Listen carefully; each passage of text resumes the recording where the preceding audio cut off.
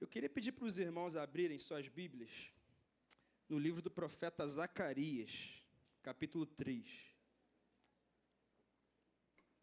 É isso mesmo, irmão, tem na sua Bíblia aí, Zacarias, tá bom? Achando que o pastor está inventando nome de livro, mas tem sim. Zacarias fica antes de... Malaquias. Gente, vocês estão demais. Depois de Ageu. Pastor, piorou, porque eu não sei nenhum desses outros também. Irmão, índice também te ajuda nessa hora aí. É uma bênção. Mas antes de nós lermos aqui o texto aqui falado, eu não sei como que foi o teu ano de 2019. Eu imagino que você já esteja fazendo essa reflexão a respeito de como foi o seu ano. Eu não sei se foi um ano que você traçou metas, objetivos, alvos. Não sei se você conseguiu alcançá-los ou não conseguiu. Eu não sei se você esperava que esse ano fosse um ano muito diferente. Eu não sei se esse ano foi um ano muito bom para você. Mas uma coisa, eu acredito que seja comum a todos aqui. Todos chegaram nesse ano de 2019, agora, dia 22 de dezembro, precisando de restauração em alguma área da vida. Será que você precisa de restauração em alguma área da sua vida? Talvez na área profissional, talvez na área familiar, talvez seja restauração na saúde física, emocional, restauração no ministério. Qual é a área da sua vida em que você precisa da intervenção de Deus para que você seja restaurado? E por isso, nessa noite, em um dos últimos cultos do ano de 2019, eu quero propor o seguinte tema: o caminho para a restauração de nossas vidas. E eu queria ler esse texto com você, que ele nos mostra como alcançarmos a restauração que Deus tem para a nossa vida. A partir do versículo 1 até o versículo de número 7, vai dizer assim: depois disso, ele me mostrou o sumo sacerdote Josué diante do anjo do Senhor, e Satanás à sua direita para acusá-lo. O anjo do Senhor disse a Satanás: o Senhor o repreenda, Satanás. O Senhor que escolheu Jerusalém o repreenda. Esse homem não parece um tição tirado do fogo? Ora, Josué, vestido de roupas impuras, estava de pé diante do anjo. O anjo disse aos que estavam diante dele: tirem as roupas impuras dele. Depois disse a Josué: veja, eu tirei de você o seu pecado e coloquei vestes nobres sobre você. Disse também: coloquem um turbante limpo em sua cabeça. Colocaram um turbante nele e o vestiram, enquanto o anjo do Senhor observava. O anjo do Senhor exortou a Josué, dizendo: assim diz o Senhor dos Exércitos, se você andar nos meus caminhos e obedecer aos meus preceitos, você governará a minha casa e também estará encarregado das minhas cortes, e eu lhe darei um lugar entre estes que estão aqui. Até aqui. Meus irmãos, o cativeiro babilônico havia terminado. Aquele período de sofrimento, de exílio, de tormento e de dor havia se findado. Mas a restauração do povo ainda não havia acontecido. Eles haviam voltado para Jerusalém, mas eles ainda não haviam se voltado para Deus. E isso não é complicado de entender, porque relacionamento com Deus não é sobre pisar numa cidade santa, mas é sim sobre viver uma vida santa. E esse texto vem trazer essa realidade para mim e para você. Muitos que faziam parte do povo naquele momento haviam nascido durante o cativeiro babilônico. Ou seja, eles não conheciam sua terra, eles não conheciam o Deus de seus pais, e os seus pais, avós, a sua parentela já havia perdido o temor a Deus. E por isso eles viviam realidades muito diferentes do que Deus tinha para a vida deles. Quando nós lemos no livro de Esdras, no capítulo 2, versículos de 36 a 39, nós vemos que foram mais de 4.000 o número de sacerdotes que voltaram para Jerusalém sob o governo de Zorobabel. E quando eles chegam ali, eles mostram o estado deplorável da espiritualidade deles. Os sacerdotes de Deus, os representantes de Deus, estavam em um estado deplorável na sua moral, na sua espiritualidade. O templo até estava sendo construído, mas ele estava paralisado porque faltavam recursos, faltava mão de obra, e muitas vezes eles chegavam ali e se deparavam com aqueles escombros que diziam ser a cidade de Jerusalém e não tinham força e nem mesmo estratégia para que pudessem recomeçar. Mas, sem dúvida alguma, o principal motivo do povo de Deus se encontrar naquele estado era porque o povo de Deus não tinha a vida espiritual que Deus esperava deles. Isso é estranho da gente falar, porque como assim o povo de Deus não estava com a vida espiritual que Deus esperava? Era isso mesmo. Irmãos, esperar desonra, esperar falta de compromisso de pessoas que não têm compromisso com Deus, isso todo mundo espera. A gente não espera nada diferente. Por exemplo, nos últimos dias, o assunto mais falado no país é essa série, filme, Porta dos Fundos, que foi lançada aí no Netflix. Irmãos, não se espera nada de quem não teme a Deus. Pelo contrário, se espera afronta, se espera desonra, se espera que transforme em Jesus e o cristianismo numa sátira. Isso se espera. Agora, sabe qual é o grande problema? É quando o povo de Deus, que deveria honrar a Deus, está envergonhando o nome dele. É isso que, sem dúvida alguma, é algo que Deus não espera e é algo que nós não podemos viver. Quando nós lemos no livro seguinte, o livro de Malaquias, nós percebemos que a situação era muito pior. Os sacerdotes estavam desonrando a Deus. Sabe qual era a realidade do povo de Deus, irmãos? Era a realidade de divórcio, casamentos mistos e tinha tudo, só não tinha a bênção e a presença de Deus no meio deles. E por que é importante a gente falar sobre isso? Porque eu tenho certeza que todos aqui querem ver as bênçãos de Deus no ano de 2020, sim ou não? Que querem os milagres de Deus na sua casa, nós queremos os milagres de Deus na nossa carreira, nós queremos os milagres de Deus na nossa saúde financeira, física e emocional, nós queremos tudo isso. Será que é lícito querer isso? Sim. Nós queremos, e não está errado em querermos isso, mas a verdade, irmãos, é que nesse texto nós percebemos algo muito mais profundo. Enquanto nós não nos voltarmos para Deus, nós não vamos vê-lo voltado para a gente. Enquanto nós não entendermos que a principal restauração que nós precisamos não é a restauração da nossa família, não é a restauração da nossa carreira, não é a restauração da nossa saúde, mas é a restauração da nossa vida espiritual e da nossa intimidade com Deus, pode ser que o ano mude, mas a nossa vida permaneça a mesma. E nesse texto nós vamos entender isso. Esse trecho que nós lemos é quando Deus levanta um jovem profeta para ser a proclamação da esperança para um povo que não tinha mais esperança. Deus levanta Zacarias e ele dá 8 visões a Zacarias.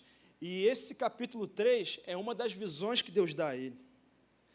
Meus irmãos, quando Deus chama Zacarias, no capítulo 1, nós vamos ler uma verdade muito grande. Deus vai dizer assim, olha aqui, voltem para mim e eu me voltarei para vocês. O que Deus está sinalizando para mim e para você é que o caminho para que encontremos as bênçãos que Ele tem preparado para a nossa vida é que nós voltemos a nossa vida para Ele, voltemos a nossa mente para Ele, voltemos o nosso coração para Ele. E nesse livro de Zacarias, nós temos 2 ênfases. A primeira ênfase é que Deus chama o seu povo a um arrependimento. Deus chama o seu povo a reconhecer que tem andado longe da plenitude da vontade dEle. A segunda verdade também é que Deus diz nesse livro, através de visões e de outras colocações, algo que a gente realmente precisa saber. Deus está falando assim, olha aqui, eu me preocupo com você. Eu me preocupo com o seu casamento. Eu me preocupo com o seu filho. Eu me preocupo com a sua empresa. Eu me preocupo com a sua saúde. Eu me preocupo com a sua aprovação nesse concurso, nesse objetivo que você tanto tem batalhado. Eu me preocupo com isso, mas eu preciso que vocês entendam uma coisa. Enquanto vocês não se voltarem para mim, eu não posso me voltar para vocês. Deus é bem direto, específico através de Zacarias. Isso significa, irmãos, que apesar de algumas áreas da nossa vida necessitarem da restauração de Deus, sem dúvida alguma, a principal área da nossa vida que precisa entrar em 2020 com a plena restauração de Deus é a nossa vida espiritual. E talvez não seja aquilo que a gente gostaria de ouvir nessa noite. Talvez não seja aquilo que a gente esperava ouvir como palavra do Senhor para a nossa vida. Mas a verdade, irmãos, é que certas bênçãos e mudanças que temos esperado diante de Deus nunca vão se concretizar enquanto nós não mudarmos a nossa espiritualidade para se tornar aquilo que Deus espera dela. Existem bênçãos, existem realidades que estão travadas nos céus, que nunca vão se concretizar sobre a nossa vida, enquanto nós não reconhecermos a nossa fragilidade espiritual e não chegarmos a um arrependimento real de que a nossa vida ainda não é a vida que Deus nos espera. Sabe qual é o maior problema da humanidade, irmãos? O nosso maior problema é o pecado. E é ele que tem travado o destino vitorioso que Deus sonhou para a gente desde o momento que nos gerou no ventre da nossa mãe. Tem alguém me entendendo? Mas, quando a gente lê esse texto, nós vemos uma cena. Essa cena parece a cena de um tribunal. Nesse tribunal, Deus é o juiz. Nesse tribunal, o réu é Josué, o sumo sacerdote. O advogado de acusação é Satanás. E o advogado de defesa é o próprio Jesus. E por isso eu queria responder a seguinte pergunta: como podemos percorrer o caminho da restauração das nossas vidas? E eu quero abordar aqui 3 momentos, irmãos. O primeiro é que a restauração das nossas vidas depende que reconheçamos que precisamos dela. O segundo é em que é baseada a restauração das nossas vidas. E o terceiro é quais são os benefícios dessa restauração. Em primeiro lugar, se queremos, na última semana do ano, e nesse ano de 2020, vivermos a restauração que Deus tem para a nossa vida, nós precisamos entender que Deus está mais interessado no que somos do que no que fazemos. O versículo 3 vai dizer assim: ora, Josué, vestido de roupas impuras, estava de pé diante do anjo. Irmãos, Deus começa a mostrar um caminho de restauração do povo. E nesse texto ele começa falando de Josué, o sumo sacerdote. Só que Josué não representa somente a si mesmo, mas ele representa o povo de Deus, ele representa a nação de Israel, que era, na verdade, a representação do réu daquele julgamento. E o que Deus está sinalizando é que o altar dele não é lugar para vestes sujas. O que Deus está sinalizando é que ele espera do povo dele santificação. O que Deus está sinalizando é que Ele está pouco preocupado com aquilo que temos feito para Ele, mas Ele está mais preocupado com aquilo que somos de verdade no fundo do nosso coração. Eu entendo por esse texto que a vida com Deus precede o trabalho para Deus. E como que tem gente fazendo coisa para Deus sem ter vida com Ele? E nós precisamos avaliar a nossa vida e olhar para dentro de nós. Porque não é possível fazer a obra de Deus sem transformação de vida. Não é possível fazer a obra de Deus sem arrependimento e sem santificação, sem a qual ninguém verá o Senhor. É isso que a Bíblia diz. Irmãos, a nossa igreja, a Igreja Atitude no Mundo, tem uma obra social a cada dia mais crescente. Nós estamos construindo uma creche para 250 crianças no Rio. Nós já inauguramos um centro de reabilitação para dependentes químicos, já temos, se eu não me engano, 33 internos trabalhando num processo de recuperação sem usar qualquer remédio, o único remédio é Jesus. Nós temos atuado matando a fome de famílias, nós temos atuado em instituições, nós temos um projeto para, em janeiro, começarmos visitas semanais nos hospitais infantis, nós temos atuado através de outras frentes, como a Cristolândia, atuando de maneira impactante na vida de muitas pessoas. Nós também temos uma ênfase muito grande na obra missionária. Hoje, nós estamos atuando em muitas realidades do nosso país e do mundo. Por exemplo, nós estamos na Amazônia, o nosso objetivo é, nos próximos anos, plantar uma igreja nos ribeirinhos, nós plantamos uma igreja no interior do sertão nordestino, nós estamos com uma igreja em meio ao apagão espiritual, lá da cidade de Vancouver, no Canadá, onde apenas 1% da população confessa Jesus como Senhor e Salvador. Nós estamos agindo lá numa cidade que tem entretenimento, mas que não tem Deus, que é a cidade de Orlando. nós estamos atuando em várias frentes, mas sabe qual é a verdade, irmãos? Deus está pouco preocupado com o que, na verdade, nós estamos fazendo, porque Ele está preocupado no quão íntimo nós temos sido dEle. Deus não quer uma igreja que faz muito, mas que não representa nada. Deus não quer uma igreja que é cheia de atividades, mas que não é relevante. Quando eu falo disso, eu lembro da igreja de Sardes. Você lembra dela?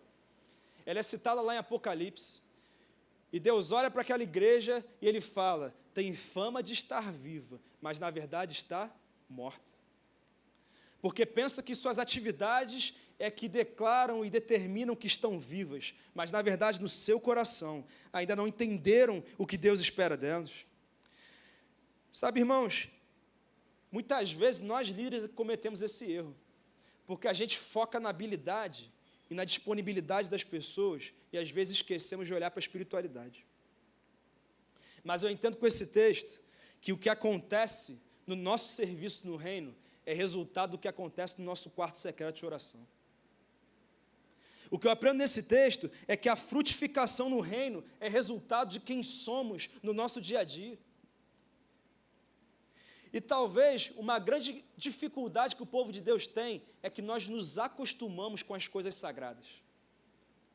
A gente se envolve tanto tempo em fazer o sagrado e as nossas vestes vão ficando sujas, a nossa vida ela vai perdendo a essência e a gente nem percebe. E a gente continua servindo, mas não passa por esse processo de transformação. Sabe qual é a verdade, irmãos? Algo tem assustado muitos pastores da igreja brasileira e também me assusta. É que poucas vezes a gente ouve um testemunho daquele que diz assim, só Deus podia ter feito o que Ele fez através da minha vida. Porque a gente está tão acostumado a caminhar na força do braço, que a gente esquece de caminhar na dependência de Deus. E nós aprendemos a fazer o nosso serviço eclesiástico, e esquecemos que evangelho não se faz, evangelho se vive. E a gente tem perdido essa essência.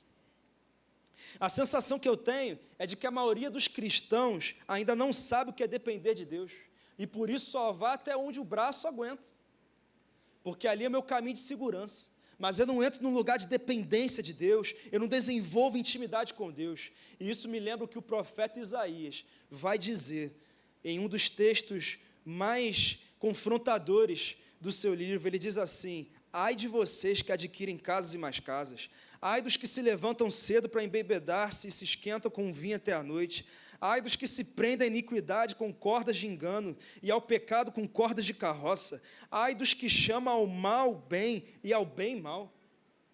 Irmãos, será que não é isso que tem acontecido no meio do povo de Deus? O que era errado agora é certo, o que era certo agora é errado. E a gente começa a negociar princípios e valores, a gente está chamando o bem de mal e o mal de bem. E nós temos que tomar cuidado com isso. E ele continua, ai dos que são sábios aos seus próprios olhos, ai dos que são campeões em beber vinho e mestres em misturar bebidas. E ele começa a pronunciar uma série de ais sobre os outros, mas então ele tem uma visão da glória de Deus, e ele começa a dizer, ai de mim, que sou um homem de lábios impuros, que habita no meio de um povo de impuros lábios.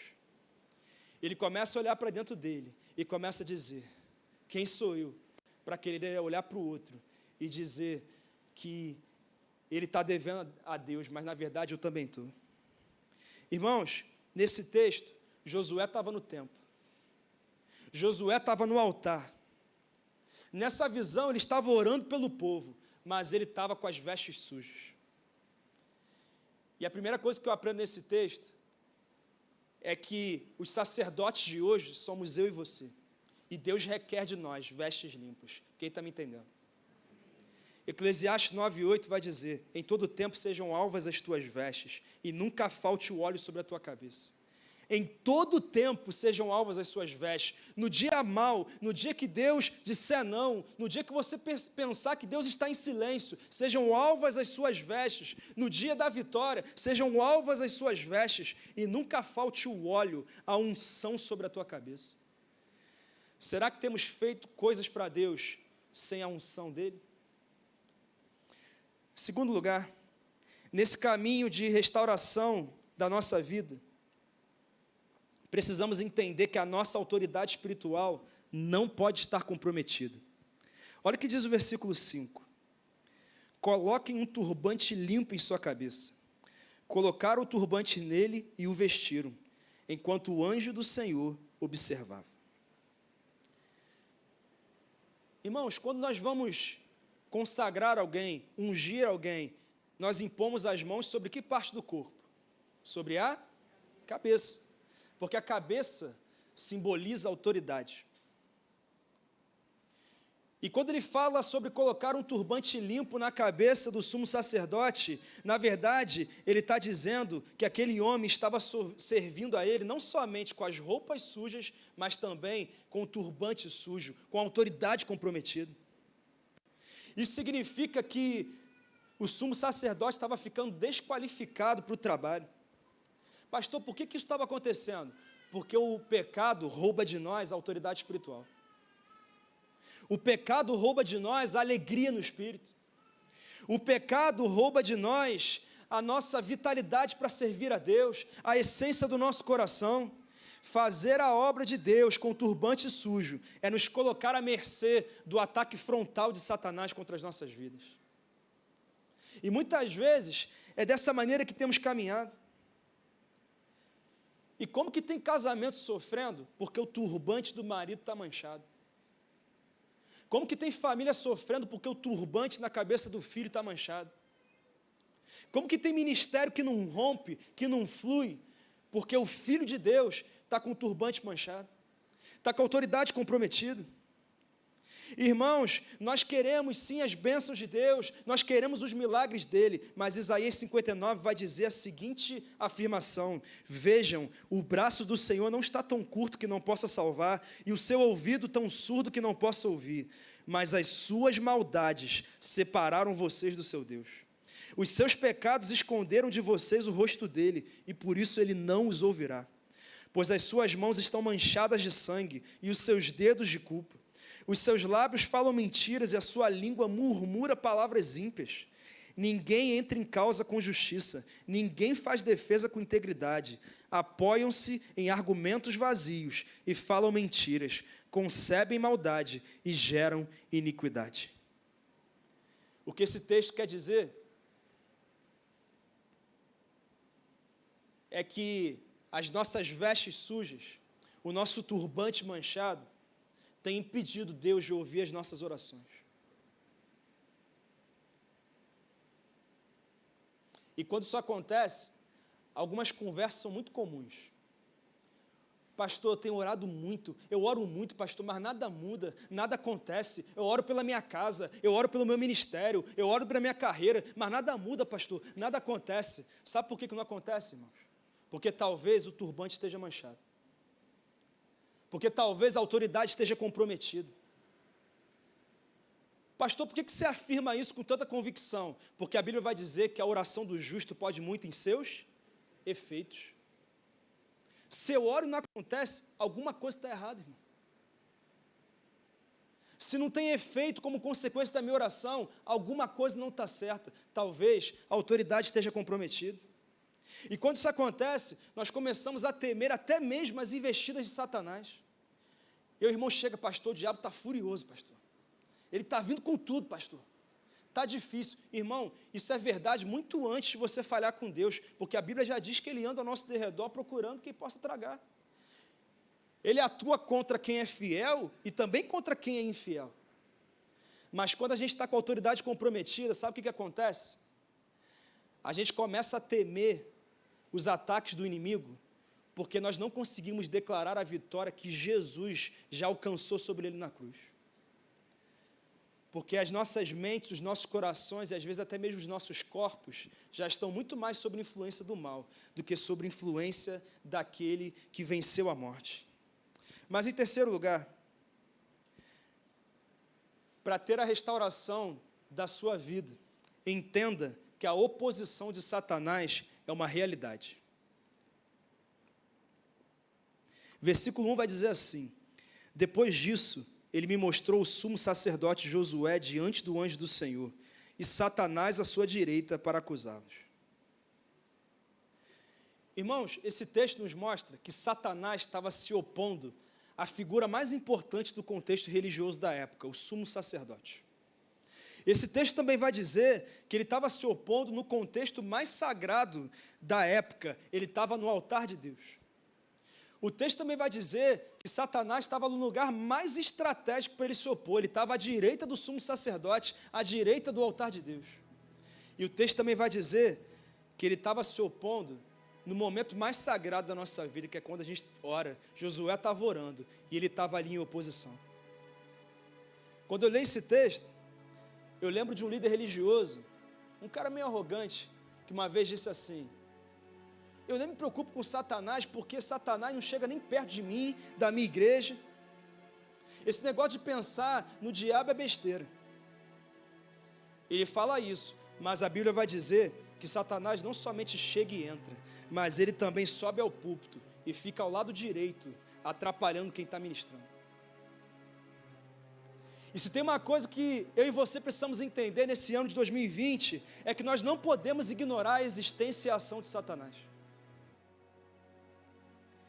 E se não podemos ignorar a existência e a atuação dele, nós precisamos entender que Satanás significa adversário.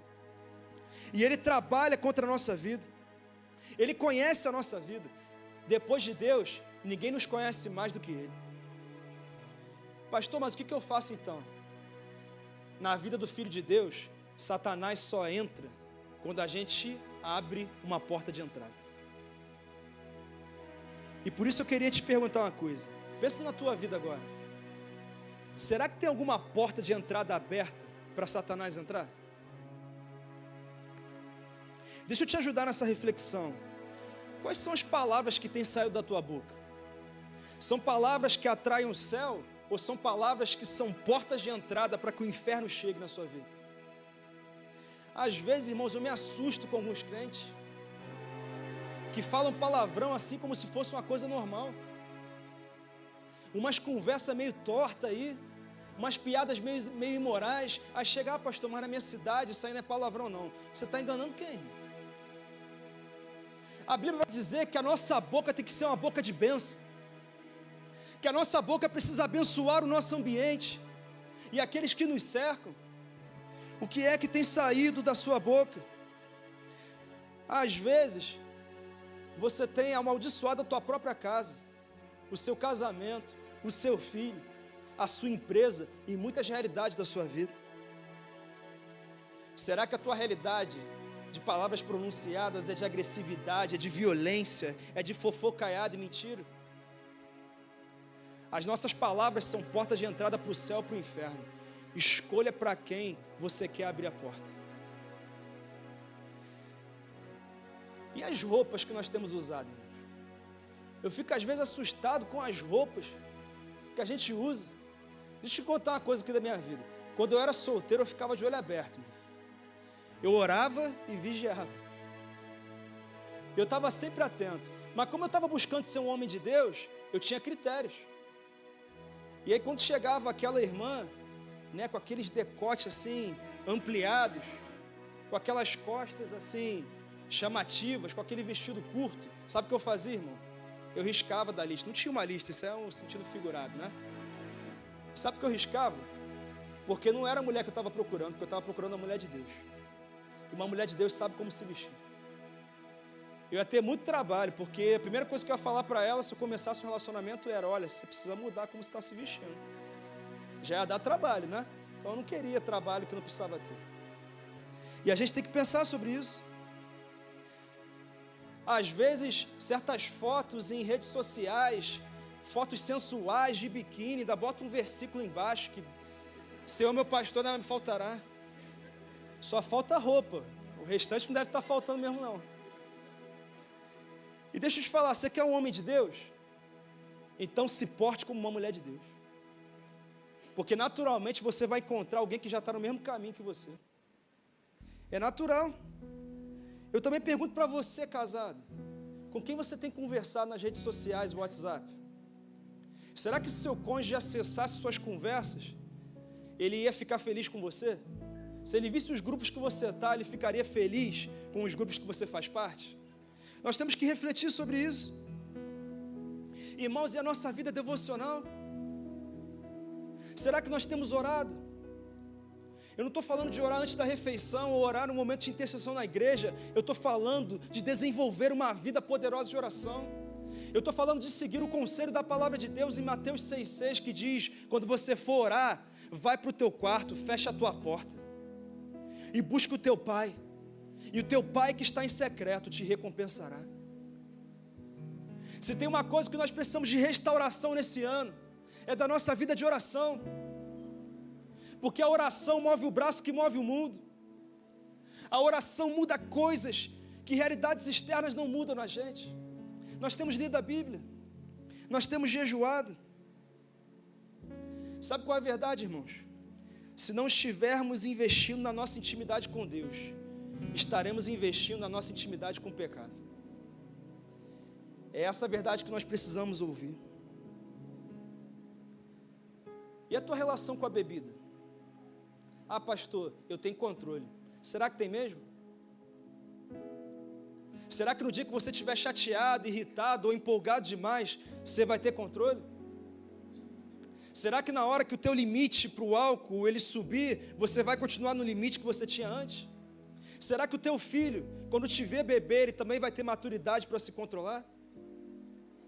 Nós temos que pensar sobre isso.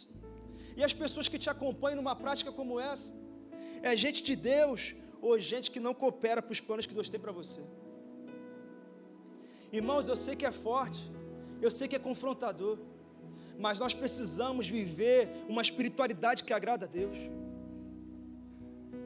E os ambientes que nós temos que frequentar,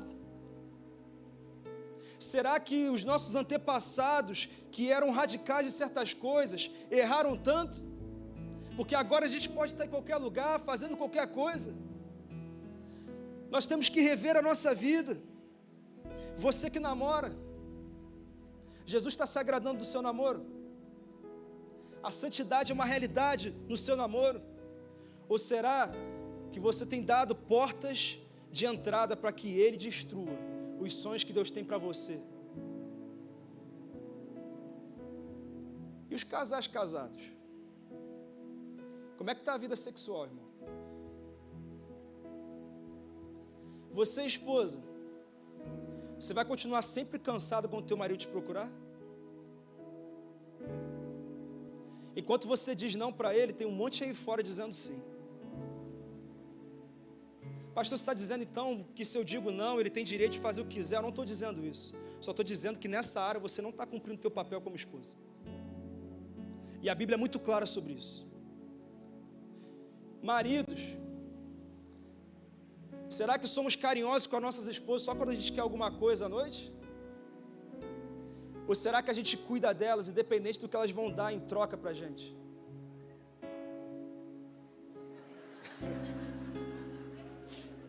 Tem para o lado, mas tem para o outro também.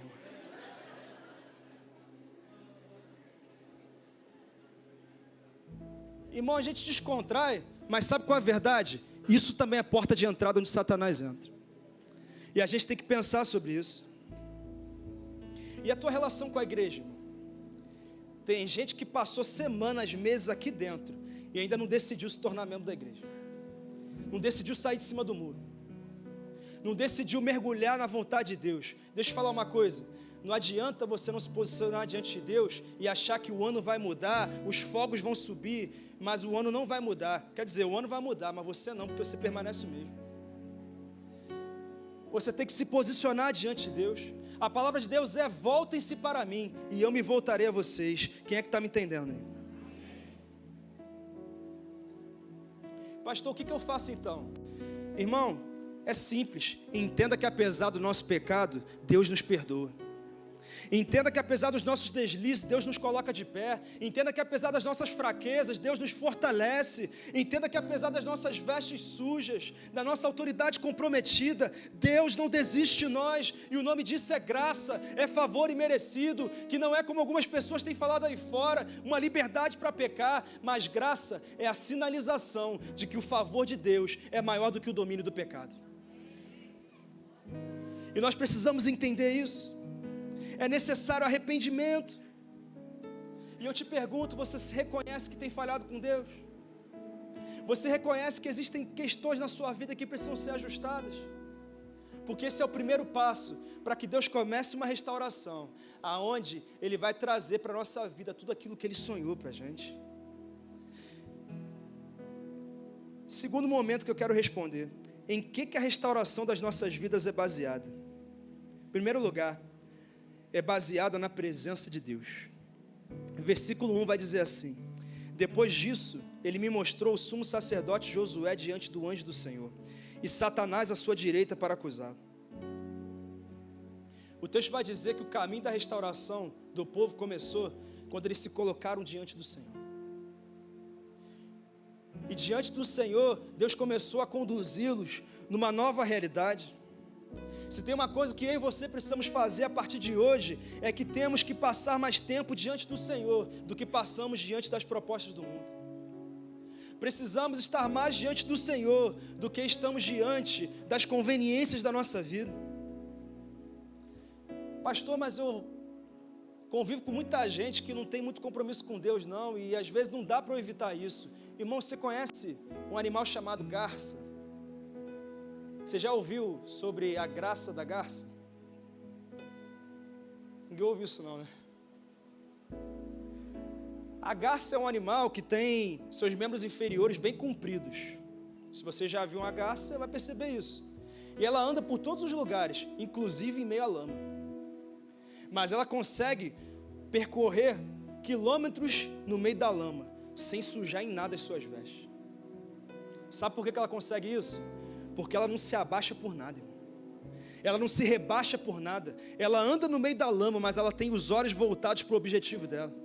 E pode ser que nesse ano você esteja cercado da lama em alguns momentos, mas se você tiver o seu alvo de não abrir mão do teu compromisso com Deus, eu tenho certeza que o ano de 2020 pode ficar marcado como o melhor ano da sua vida. Porque você vai estar voltado para Deus, e pode ter certeza que Ele também vai estar voltado para você. Sempre que estamos diante do Senhor, há esperança para as nossas vidas, há transformação, há um recomeço. Mas o grande problema é que existem pessoas que sujam suas vestes, mancham seus turbantes e fogem da única possibilidade de restauração. Quando erram, some da igreja, some da célula, não ora mais, não lê mais Bíblia, e aí fala, não vou para lá não, que eu estou devendo.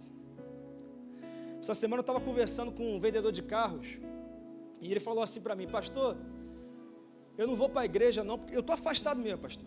Eu estou afastado mesmo, eu estou errado com Deus mesmo. E sabe por que eu não vou para a igreja? Eu, por quê? Ele, porque não adianta eu ir para a igreja e no dia seguinte eu vender um carro dizendo que tem 15 mil rodadas, ele tem 60. Não adianta eu ir para a célula e no dia seguinte eu vender um carro dizendo que nunca teve uma batida, mas eu passei um mês restaurando o para-choque dele. Aí eu falei, cara, você está errado. Ele, por quê? Eu falei, é desse jeito mesmo que você tem que ir para Deus, irmão. Mas como assim, pastor? Porque se conectando com a presença de Deus, ela vai te limpando, ela vai transformando você, e quando você percebe, o pecado não te domina mais, e você supera essa luta. Irmãos, esse é um dos motivos que eu não largo meu Deus por nada, porque eu sei que Ele é a única possibilidade que eu tenho, de ser o que Ele espera da minha vida. E por isso eu te digo que realmente não sei em detalhes como está a tua vida, mas uma coisa eu sei, esse lugar aqui é lugar de habitação da presença de Deus, e se você tiver compromisso com esse lugar, eu tenho certeza que 2020 pode ser o melhor ano da sua história. Mas a presença de Deus precisa ser acessada pela gente. Sabe o que você tem que fazer, irmão? Você tem que assumir responsabilidade no reino. Sabe por quê, pastor? Sabe por quê, querido? Porque a responsabilidade ministerial é uma estrada necessária para você adquirir maturidade espiritual. Quando você cuida de gente, quando você tem função no reino, você pensa 1000 vezes antes de fazer qualquer coisa que não agrade a Deus. Você pensa 1000 vezes antes de dizer, hoje eu não vou orar não, hoje eu não vou ler Bíblia não. Irmão, nessa igreja tem lugar para todo mundo servir. Quer começar por onde? Começa na sua célula. Fala para o teu líder, ó, conta comigo. Se você não está indo para a célula, passa aí para a célula, volta aí para a célula, se comprometa. Mas em segundo lugar, a restauração da nossa vida é baseada na repreensão a Satanás. O versículo 2 vai dizer assim: o anjo do Senhor disse a Satanás: o Senhor o repreenda, Satanás. O Senhor que escolheu Jerusalém o repreenda. Nesse texto nós vemos que Deus repreende Satanás. E se ele faz isso, eu também posso entender que ele espera que eu e você também façamos. Sabe por quê, irmãos? Porque filho de Deus tem autoridade sobre Satanás. E sabe qual é o problema? A gente esquece disso. Teve um dia aí nessa semana que aconteceu um negócio que eu não esperava. Eu tinha um objetivo, um alvo, e numa ligação, esse objetivo, esse alvo, assim, foi redirecionado de uma maneira que eu não esperava. E aí, sabe o que eu fiz, irmão? Quando alguma coisa vem roubar a nossa paz, a nossa alegria, a gente tem duas opções. Ou a gente entra em desespero, ou a gente entra em oração. Eu sempre escolho entrar em oração. Sabe por quê? Porque a oração traz para o nosso interior a paz que excede todo entendimento. Eu entrei em oração. E eu falei assim: Senhor, eu quero falar para o Senhor ouvir, mas quero falar também para Satanás ouvir. Eu não gostei do que eu ouvi, não. Eu não gostei da notícia que eu recebi, não. Se for redirecionamento do Senhor para a minha vida, eu aceito e vamos com tudo. Agora, se é Satanás que está achando que ele vai dizer para onde que a minha vida vai, eu estou mandando ele sair agora no nome de Jesus. E se tem uma coisa que você tem que fazer nesse ano de 2020, irmão, você tem que repreender a ação de Satanás. E eu não estou falando para você orar assim para não perder território. Na minha oração eu falei: Senhor, eu não estou orando para não perder território, não. Eu estou orando porque eu estou tomando posse do território que ele pensa que é dele. E é isso que você tem que fazer quando orar pelo seu filho. Ah, eu não posso perder meu filho. Ah, eu não posso perder minha célula. Ah, eu não posso perder minha empresa. Você tem que dizer assim: Senhor, eu estou declarando que o território que Satanás acha que é dele, a partir de agora é meu, porque eu sou filho de Deus. E é isso que nós temos que fazer. Nós temos que exercitar a nossa fé através de declarações reais. Você tem que dizer: o meu filho não é dele, a minha célula não vai fechar, a minha empresa não vai quebrar, essa depressão não vai me vencer. Essa é a decisão que nós temos que tomar. Mas o grande problema é que muitas vezes o crente, o filho de Deus, está aceitando viver uma vida mais ou menos. Mas deixa eu falar uma coisa: Deus não te chama de filho para você viver uma vida mais ou menos. Ele te chama de filho para você viver uma vida abundante. E nós não podemos esquecer disso. Mas em último lugar, em que a restauração da nossa vida é baseada? Ela é baseada no resgate divino e na restauração da autoridade espiritual. Os versículos 2 em diante vão dizer assim: esse homem não parece um tição tirado do fogo? Tirem as roupas impuras dele. Depois disse a Josué: veja, eu tirei de você o seu pecado e coloquei vestes nobres sobre você. Disse também: coloquem um turbante limpo em sua cabeça. Colocaram o turbante nele e o vestiram, enquanto o anjo do Senhor observava.